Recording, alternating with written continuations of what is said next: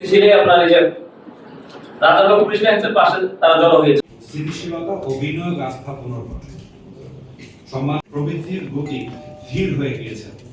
কঠোর মুদ্রানীতি এবং ব্যবসার জন্য নিরাপদ ও প্রডিক্টেবল পরিবেশ নিশ্চিত করা, অবৈধ চাঁদাবাজি, অনিয়ম, দুর্নীতি, প্রশাসনিক জটিলতা বিনিয়োগ নিরুৎসাহিত করে। তাই সংশ্লিষ্ট আইন প্রয়োগকারী সংস্থা এর বাইরে যারা আছেন আমাদের কমিশনার স্যার আছেন, স্যার অত্যন্ত অশেষ ধন্যবাদ জনাব মোহাম্মদ হারুনুর রশিদ সাহেবকে। এতে যাচ্ছে কারা? আপনার আমার সন্তানই কিন্তু যাচ্ছে, আপনার আমার সন্তান নিরাপত্তা নিশ্চিত করা, চাঁদাবাজি ও হয়রানি প্রতিরোধ করা এবং স্থিতিশীল পরিবেশ বজায় রাখা। চাঁদাবাজি অদৃশ্যমান হয়।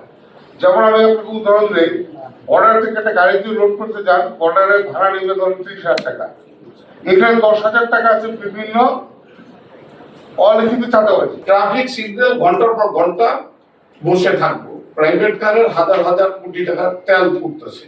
সময় যারা আপনারা যারা ব্যস্ত আসছেন, যারা নির্ধারিত একটা সেমিনার বুঝে হবে, একটা টাইম দেওয়ার পর তারপরে প্রত্যেকের একটা টাইম থাকে।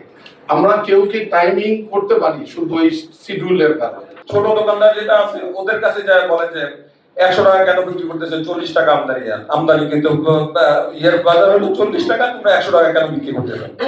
অথচ যারা আমদানিকারক তাদেরকে কখনো তারা বলে না যে তুমি কেন 41 টাকা এনে 100 টাকা বিক্রি করতেছে। ওই ছোট দোকানদারকে তারা ফাইন করে তো সেটা তো হতে পারে না। আমরা মনে করবো যে সহজীকরণ করতে হলে ওপেন করে দিতে হবে। যখন আমাদের দেশে পেঁয়াজ থাকে না, যখন সিজন থাকে না, যখন ক্রাইসিস থাকে, তখন ওপেন করে দিবে, যতটুকু আনার সবাই আনবেন। আর যখন আমাদের সিজন চলে আসে তখন আমাদেরকে বন্ধ করে দিতে হবে। এখানে যে আলোচনাগুলো হয়েছে সেখানে প্রাধান্য দিয়েছে দুটি বিষয়, একটা হচ্ছে যানজট আর একটা হচ্ছে চাঁদাবাজি। চাঁদাবাজি নিয়ন্ত্রণে আপনাদের সহযোগিতা দিচ্ছে, আপনারা আমাদের তথ্য দিবেন, আমরা ব্যবস্থা নেব। যদি ল লেভেল ব্যবস্থা না নেয় আমাকে জানাবেন, আমি ব্যবস্থা না নিলে কমিশনার স্যারকে জানাবেন, কমিশনার স্যার ব্যবস্থা নিলে আইজি স্যারকে জানাবেন, স্বরাষ্ট্রমন্ত্রী আছে। অতএব আসলে এই ডিজিটাল যুগে কোনো কিছু গোপন রাখার সুযোগ নেই। আইন শৃঙ্খলা পরিস্থিতি, আরেকটা হলো বাজার ব্যবস্থাপনা। সত্যিকার অর্থে গণতান্ত্রিক পরিবেশ ছাড়াই দুটোর কোনোটাই স্বাভাবিকভাবে কাজ করার কোনো সুযোগ নেই। সুতরাং যখন গণতন্ত্র ছিল না, বলতে দ্বিধা নাই যে এই দুটি ক্ষেত্রে আমাদের সমস্যাও ছিল। জনগণের আস্থা কোথায়? জনগণের আস্থা থাকবে গণতান্ত্রিক ব্যবস্থার উপরে। আমরা এখন প্রত্যাশা করছি যে দেশে এমন একটি আবহ তৈরি হবে, এমন একটি পরিবেশ তৈরি হবে যেখানে র্যান্ট সিকিং থাকবে না, চাঁদাবাজি থাকবে না। আমাদের প্রতিযোগিতা কমিশন মূলত একটি আধা বিচারিক একটি প্রতিষ্ঠান। এইখানে ব্যবসা বাণিজ্যের ক্ষেত্রে কেউ যদি প্রতিযোগিতার পরিপন্থী কোনো কর্মকাণ্ডে কেউ নিয়োজিত হয়, সেটা প্রতিহত করাই আমাদের কাজ। সেই ক্ষেত্রে আপনারা নিজেরাও আমাদের কাছে অভিযোগ করতে পারেন, অথবা আমাদেরকে ইনফরমেশন দিলে আমরা সুমোটো আমরা মামলা করে সেই ধরনের ব্যবস্থা নিতে পারি। যেটা প্রচলিতভাবে আপনারা বলেন সিন্ডিকেট, যদিও আমাদের আইন বা ইয়েতে এই শব্দটি নেই, আমরা সেটাকে বলি জোটবদ্ধতা বা কলিউশন। এরকম যদি কেউ আনহোলি বা আনলফুল কোনো কলিউশন করে, তাদের বিরুদ্ধে ব্যবস্থা নেওয়ার এখতিয়ার আমাদের রয়েছে। এবং এই ফোরামে আরেকটি বিষয় আমি বলতে চাই, আপনারা হয়তো অনেকেই জানেন না যে আমরা রিসেন্টলি বড় একটি ভোজ্য তেল কোম্পানিকে 42 কোটি টাকা জরিমানা করেছি।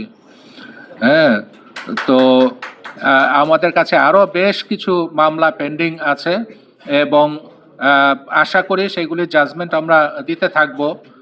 তখন দেখবেন এগুলির পজিটিভ ইম্প্যাক্ট। হ্যাঁ, বাট আমাদের এই অ্যাক্টিভিটিসগুলি আমরা যেটা বিশ্বাস করি, মার্কেটে যাওয়ার পরে তারা এখন কিন্তু যথেষ্ট কনসাস এবং কেয়ারফুল।